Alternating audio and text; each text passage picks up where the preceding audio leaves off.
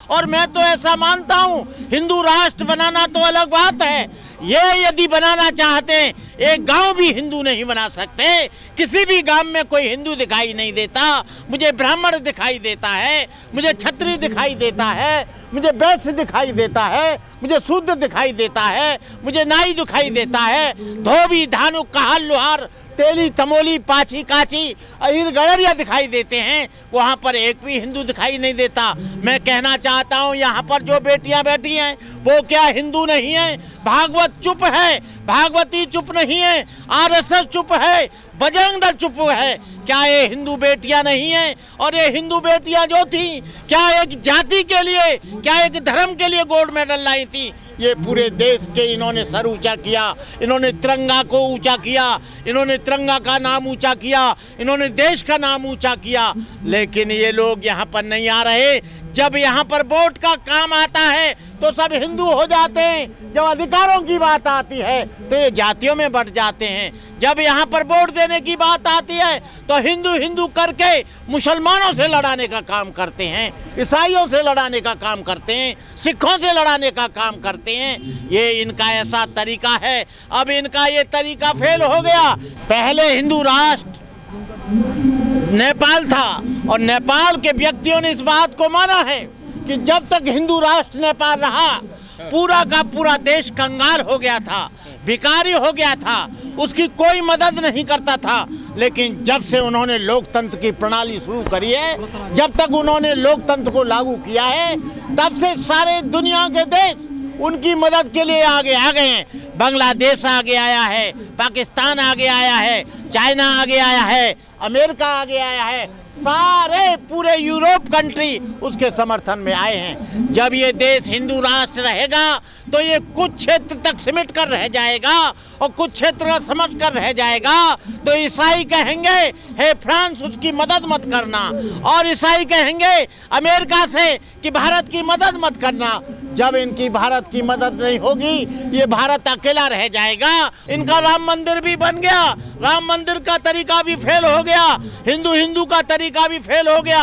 अब तीसरा तरीका शुरू हो गया कि हिंदू राष्ट्र बनाओ। हिंदू राष्ट्र के नाम पर हिंदू कुछ एकीकरण होंगे, लेकिन इनको नहीं भूल जाना चाहिए, हिंदू केवल यहाँ पर एक ही जाति है, वो है ब्राह्मण। बाकी सब हिंदू नहीं है। न वैश्य हिंदू है, न क्षत्रिय हिंदू है, न शूद्र हिंदू है। लेकिन उनको हिंदू बनाकर ये उनको देश को संकुचित कराना चाहते हैं। ये हिंदू राष्ट्र बनाकर ये धर्मनिरपेक्षता को कुचलना चाहते हैं। हिंदू राष्ट्र बनाकर लोकतंत्र को कुचलना चाहते हैं। जब ये हिंदू राष्ट्र बनेगा तो ये देश पूरा संकुचित हो जाएगा। यहाँ पर तमिलनाडु राष्ट्र अलग बनेगा, यहाँ पर महाराष्ट्र राष्ट्र अलग बनाएंगे लोग, यहाँ पर केरला राज्य अलग बनेगा।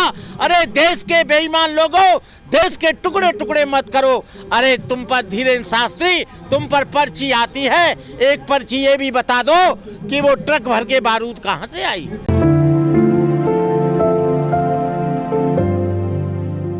मैंने भी सुना है कि 28 तारीख को सावरकर के जन्मदिन पर मोदी जी नए संसद भवन का उद्घाटन करने जा रहे हैं। ये क्यों करने जा रहे हैं? इसका मेन कारण है कि सावरकर जी हिंदू राष्ट्र के बहुत बड़े समर्थक थे और ये सब आरएसएस के एजेंडा से चल रहा है।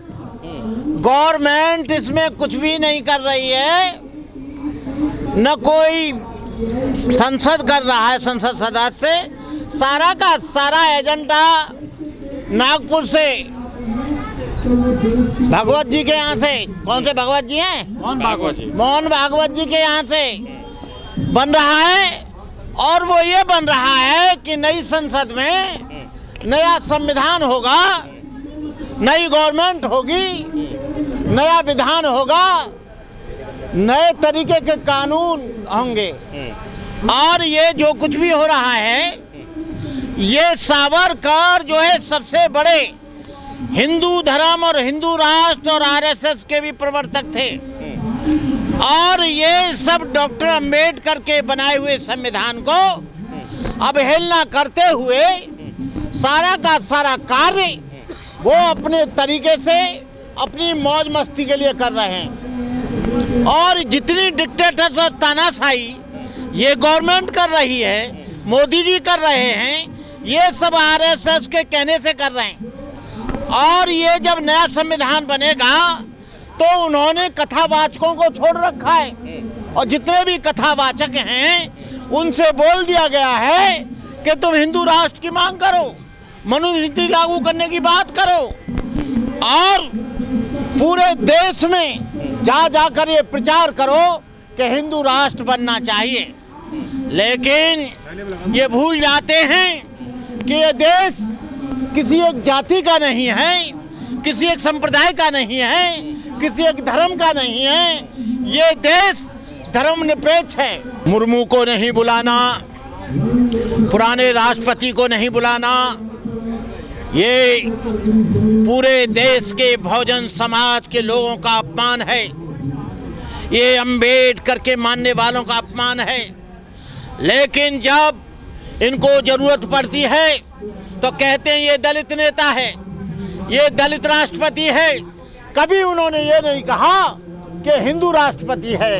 हिंदू राष्ट्रपति नहीं बताएंगे, ये दलित राष्ट्रपति बनाएंगे, और दलित राष्ट्रपति बनाएंगे लेकिन दलित प्रधानमंत्री नहीं बनाएंगे। दलित प्रधानमंत्री क्यों नहीं बनाएंगे?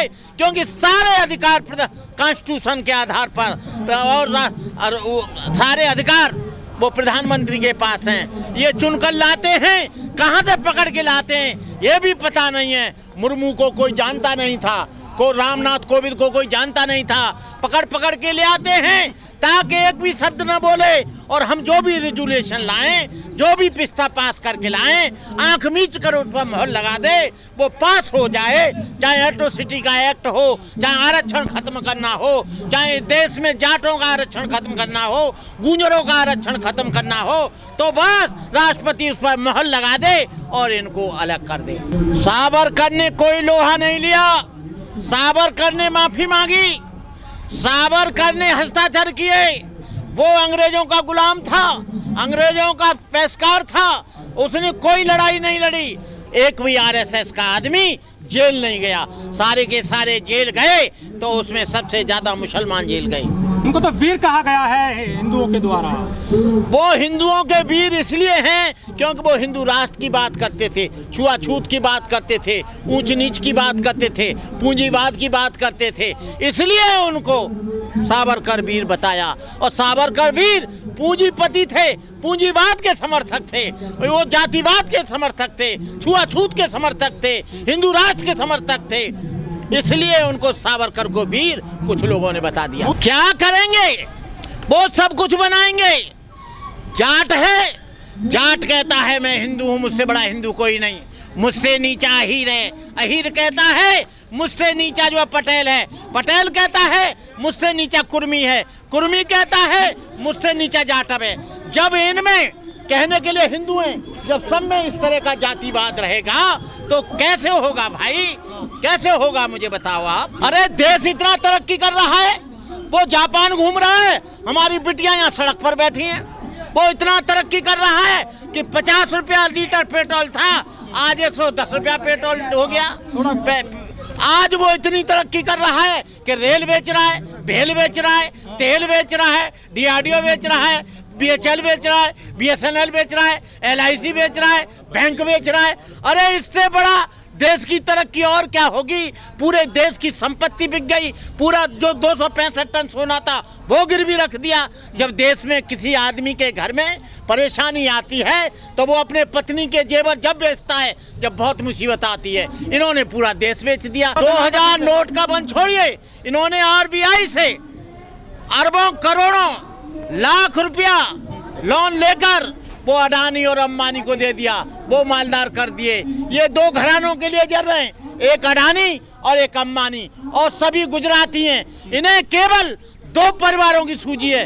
पूरा देश भूखमरी के कगार पर चला गया है, पूरे देश में बेरोजगारी हो गई है, पूरे देश में नौजवान घूम रहे हैं, पूरे देश में किसान आत्महत्या कर रहा है, पूरे देश में आप देख रहे हैं पहलवानों के साथ क्या हो रहा है। हमारी बहन बेटियां यहाँ पर बैठी हैं। मैं इस अवसर पर कहना चाहूँगा पूरे देश के बहुजन समाज के लोगों से, पूरे देश के किसानों से, पूरे देश के मजदूरों से, पूरे देश के जाटों से, पूरे देश के यादवों से, पूरे देश के कुर्मियों से, आओ और इन बहनों के सम्मान में जंतर मंतर पर आओ और इनके सम्मान को बचाने के लिए, इनके सम्मान को आगे बढ़ाने के लिए आप लोग यहाँ पर आइए। देखिए धीरेन्द्र वाई फाइनेंसर गवर्नमेंट बीजेपी गवर्नमेंट है, वो फाइनेंसर बाबा है। गवर्नमेंट के द्वारा उसे प्रोजेक्ट किया जा रहा है, चाहे देवकी नंदन हो, चाहे धीरेन्द्र हो, चाहे और कथावाचक हो, उन सारे के सारे लोगों को कह दिया है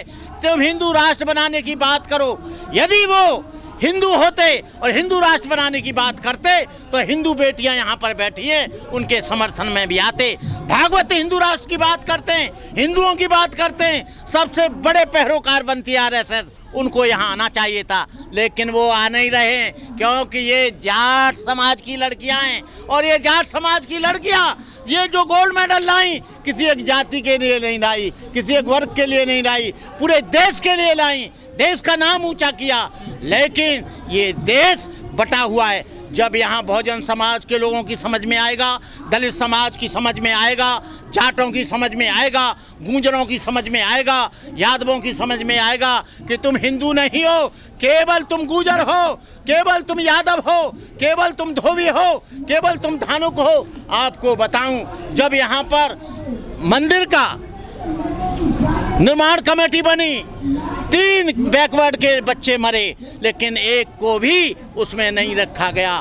बजरंग दल के सबसे बड़ा जो कटियार जी हैं, विनय कटियार, सबसे बड़ा बड़े नेता बनते हैं कि मैं 100 बार जाऊंगा, लेकिन विनय कटियार को भी उस न्यास में, उस ट्रस्ट में विजय कटियार को भी नहीं रखा गया, उमा भारती को भी नहीं रखा गया, कल्याण सिंह को भी नहीं रखा गया। अरे तुम कैसे हिंदू हो? तुम हिंदू नहीं हो, तुम बैकवर्ड हो, तुम ओबीसी हो, केवल तुम एजेंट बनकर इनका काम करते हो और तमाम बैकवर्ड को कमज़ोर करने का काम करते हो, तमाम बैकवर्ड और ओबीसी को कमज़ोर करने का काम करते हो इनके साथ में रह के। आज यदि आप इनके साथ आ जाओ तो ये स्थिति यहाँ पर नहीं होगी।